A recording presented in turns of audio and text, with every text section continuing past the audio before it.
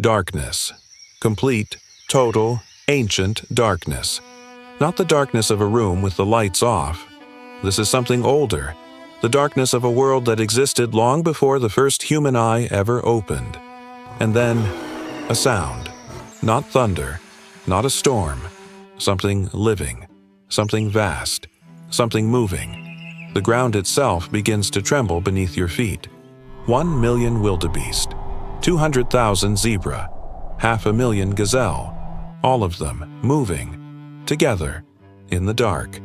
This is the Great Migration, the largest movement of land animals on Earth, and right now it is heading directly toward us. Welcome to the Serengeti, the most extraordinary stage on the planet, where life is won and lost every single second, where the ancient rules of survival have never changed, where the drama is real, the stakes are absolute, and the beauty will stop your heart. As the sun rises over Tanzania's northern plains, it paints a world so immense, so open, that the horizon seems to curve away from you like the surface of the earth itself. The Serengeti. Its name comes from the Maasai language, Seringet, meaning the place where the land runs forever. And they were right. This ecosystem stretches across nearly 12,000 square miles, an area larger than Belgium, larger than the state of Maryland, a living carpet of golden grass, volcanic rock, scattered acacia trees, and ancient sky. 3 million years ago, this land sat beneath a lake. Then, the East African Rift ripped the continent apart, and volcanic mountains rose at its edges. The Ngorongoro crater, a collapsed volcano the size of a city, still looms on the southeastern rim, sheltering its own lost world within its walls. When the volcanoes quieted, they left something extraordinary behind. Ash. Layer upon layer of mineral-rich volcanic soil spreading across the southern plains. Shallow soil, almost no trees, but grass unlike anywhere else on Earth. Short, dense, packed with protein and minerals. Grass that would change everything. Because that grass would feed the wildebeest, and the wildebeest would feed the lions, and the lions would shape the landscape, and the landscape would shape every single creature that lived within it. This is the engine of the Serengeti. Not a single species, not a single predator, but a loop. A cycle so perfectly balanced that it has run without interruption for 2 million years. It runs on one thing above all else: rain. The rains arrive in November, first as a whisper, dusty air turning sweet and electric. Then the clouds open and the savanna transforms overnight. Brown becomes green in days. The cracked, baked soil softens and blooms. Rivers that were dry riverbeds just weeks ago now run bank to bank, brown and powerful. And with the rain comes birth. A single calf, born alone, is dead within minutes. But when a predator faces 8,000 calves born in a single day, it cannot possibly eat them all. Survival by overwhelming the odds. Within 7 minutes of birth, a wildebeest calf can stand. Within 30, it can run. The Serengeti gives no time for weakness. By January, the southern plains are carpeted in green. The wildebeest have gathered from across the ecosystem, a living ocean of hooves and horns and restless noise. From above, they look like a single breathing organism. A dark river snaking across gold. 1.8 million animals moving with a single ancient instinct. Follow the rain. Follow the grass. Follow the herd. By May, the short rains end and the southern plains begin to dry. The grass turns brown and flattens, and something shifts in the herd. Nobody gives the signal. There is no leader. There is no map. And yet, as if guided by a single nerve, the herd turns north. The migration has begun. They travel more than 500 miles in a loop that never ends, south to north, north to south, every year, for as long as this land has existed. Scientists believe this migration is so ancient that the wildebeest are following routes worn into their DNA over hundreds of thousands of generations. But nothing in the migration is more terrifying or more extraordinary than the river crossing. The Mara River. Brown, fast, swollen with rain and sediment, and lying motionless in its shallows, barely visible. The Nile crocodile, the largest reptile in Africa. Some of these animals have been waiting at these exact crossing points for 40 years. The herd arrives at the bank and stops. Thousands of animals crowd the riverbank, pressing against each other, tasting the air, watching the water. They can see the crocodiles. They know what waits. And yet the grass on the other side is green. And they are hungry. For hours, sometimes days, they wait, building courage they do not have a word for. Then, one animal steps in.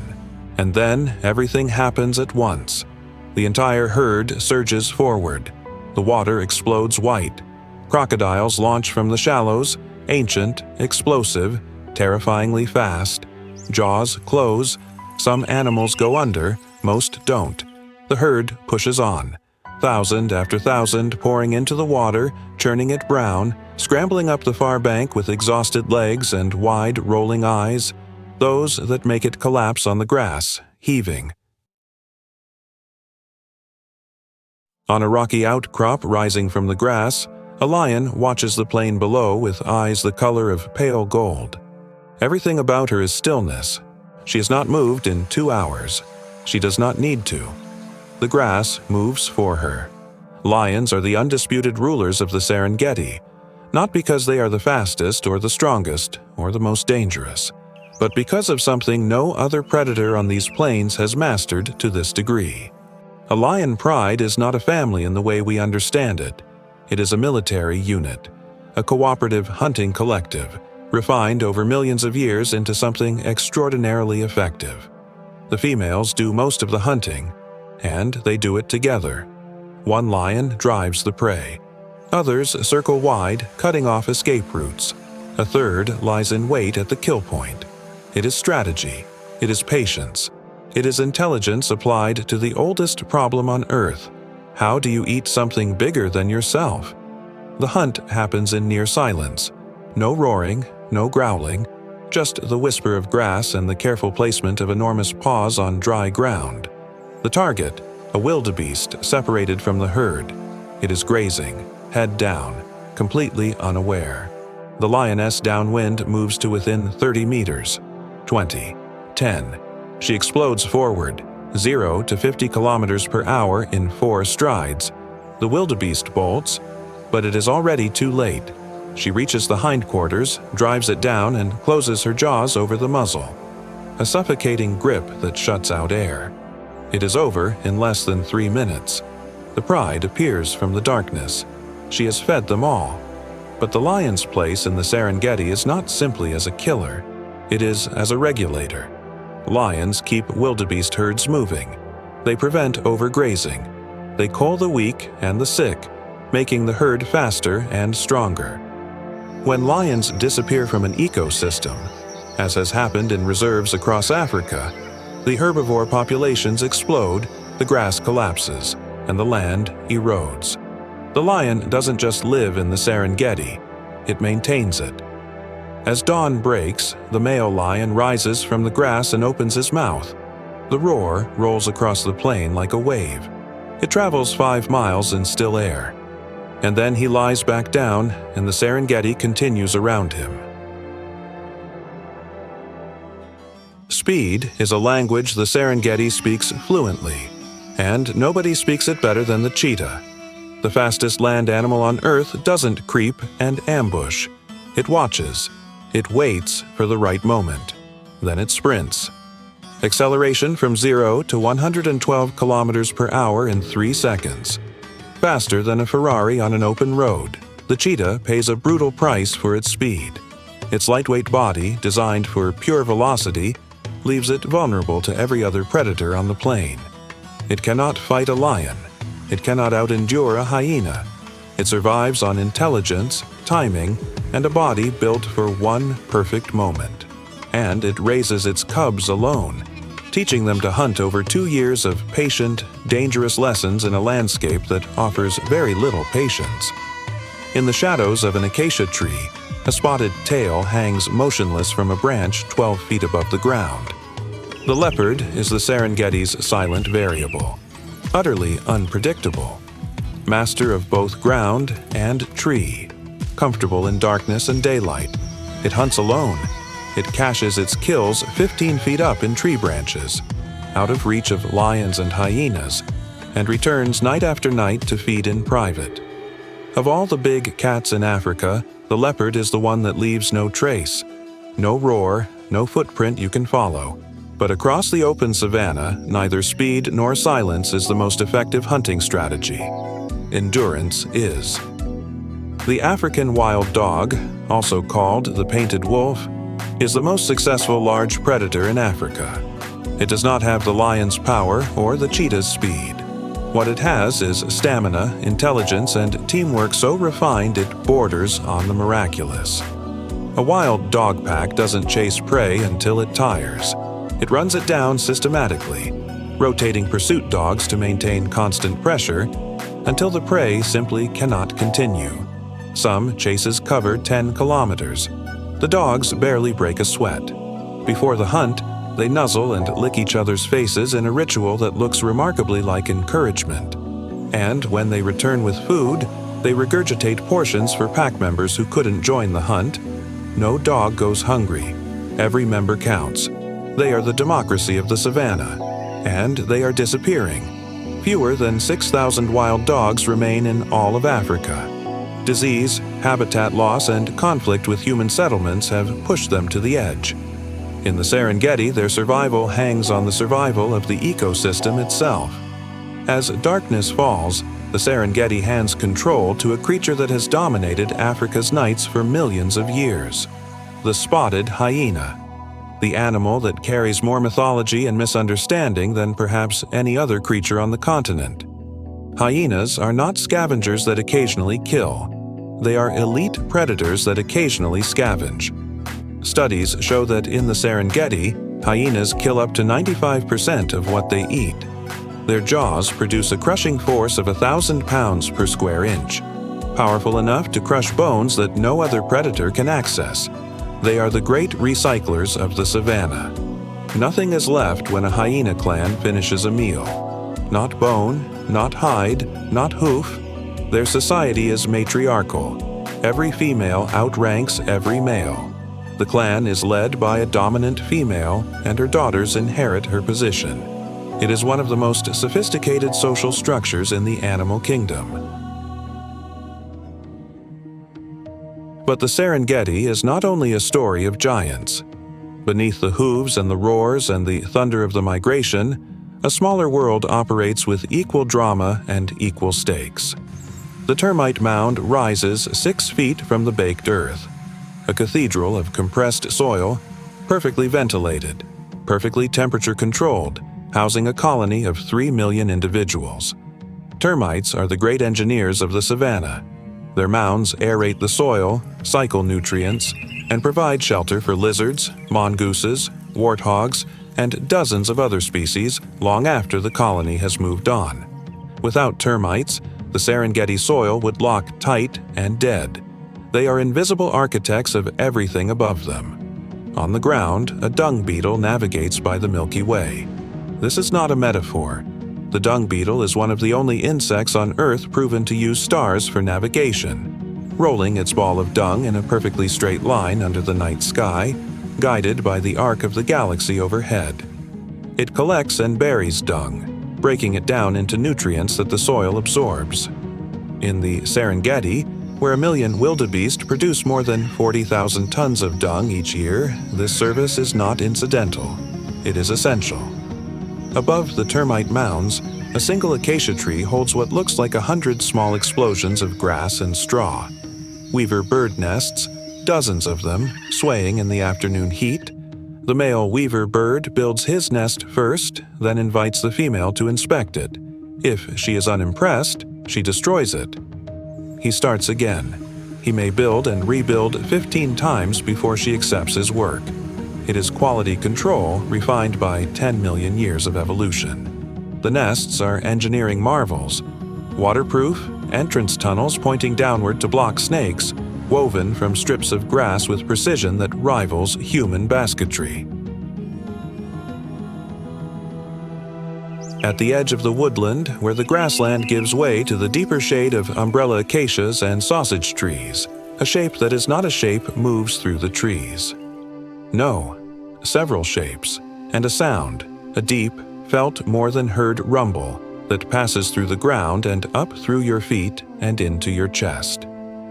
Elephants, the largest land animals on Earth, moving through the Serengeti's woodlands with a silence that seems impossible for something that weighs 5 tons. An elephant family is built around memory. The matriarch, the oldest female, carries a mental map of this landscape stretching back 60 years. She knows where water lies buried beneath dry riverbeds. She knows which routes lead through the mountains during the dry season. When the matriarch dies, her family loses something irreplaceable. Not just a leader, a library. Studies have shown that families led by older matriarchs survive droughts, human conflict, and ecological stress far better than those led by younger, less experienced females. Her memory is their survival. But elephants shape more than their own families. They shape the landscape itself. An elephant pushes over a tree not from destruction, but from need, creating clearings that become watering holes, that become gathering places for dozens of other species. Their dung carries seeds, sometimes hundreds of different plant species in a single pile, spread across miles of savanna as the herd moves. They dig water holes in dry riverbeds that sustain hundreds of animals through the dry season. Remove the elephants, and the Serengeti becomes a different place. Denser, darker, less diverse. They do not simply live in the ecosystem. They create it. And yet, of all the animals in the Serengeti, it is the elephant that most clearly shows us what we stand to lose. In 1979, there were over 1 million elephants in Africa. By 1989, poaching had reduced that number to 600,000. In a decade, humanity killed 400,000 elephants, roughly one every 13 minutes. Today, conservation efforts have stabilized populations in some areas. But the war is not over. It has simply changed shape. But the Serengeti has never been empty of humans either. For thousands of years, the Maasai people have lived alongside these animals. The Maasai are pastoralists, herders of cattle and goats, moving with the seasons much as the wildebeest do. Their cattle are not merely livestock. They are wealth, ceremony, identity, and survival, all held in a single warm-blooded form. And for centuries, the Maasai and the lion lived in an arrangement that was brutal but balanced. The lion killed cattle. The Maasai lion hunters killed lions, and the population of both remained stable. Then the balance began to shift. Human populations grew. Farmland expanded to the edges of the park. Lions began killing livestock at higher rates as their prey migrated inside protected areas. Today, fewer than 25,000 lions remain in all of Africa. 100 years ago, there were 200,000. In a single human lifetime, we reduced one of the most iconic animals on Earth by nearly 90%. But here is what the story of the Maasai also tells us. When communities have ownership of conservation, when the survival of wildlife means economic benefit and cultural pride rather than loss and restriction, something remarkable happens. The killing stops. The lions come back. Programs that compensate Maasai families for livestock lost to predators, that employ community members as rangers, that bring tourism revenue directly into villages. The Serengeti does not need to be saved from the people who live alongside it. It needs to be saved with them. By August, the rains are a memory. The grass turns gold, then brown, then dust. Rivers shrink to silver threads and then to muddy puddles and then to nothing. The horizon shimmers and bends in the heat, and every animal in the Serengeti converges on what water remains. The water hole is the Serengeti's most dangerous and most democratic institution. Elephant and impala drink side by side. Buffalo and zebra share the same muddy edge. Even lion and prey observe an unspoken treaty here. The need to drink is too great for either side to risk a confrontation that could end in exhaustion. Crocodiles lie motionless in the shallows, indistinguishable from mud. At the edge of the tree line, a pride of lions watches the gathering with patient golden eyes. Nothing in the dry season is wasted. Every calorie counts. Every drop of water matters. This is the crucible of the Serengeti, the season that decides who is strong enough, lucky enough to live to see the rain again. The old die. The weak fall. The sick are caught. And the fittest carry the genes of this landscape forward into another year. This is not cruelty. This is the engine of perfection, the mechanism that has produced every extraordinary creature we have seen in this place. And then, one October afternoon, the sky darkens from the north. The first drop hits the dust and the earth releases the scent that every creature in this landscape has been waiting for. Petrichor, the smell of rain on dry ground, the smell of life returning. The wildebeest raise their heads. The elephants rumble. The birds rise from the grass in spiraling clouds. The cycle begins again. As the sun falls behind the western hills, the Serengeti turns every shade of fire that light has ever known. Golden grass, bronze acacia, crimson sky, 1,000 silhouettes. Wildebeest, zebra, giraffe, moving like living calligraphy across the face of the earth. Somewhere out there, a cheetah is teaching her cubs to hunt, and a lion, old, scarred, magnificent, climbs a kopje rock and turns his face into the dying light. This place has been here for 2 million years. The migration has run without interruption since before our species existed.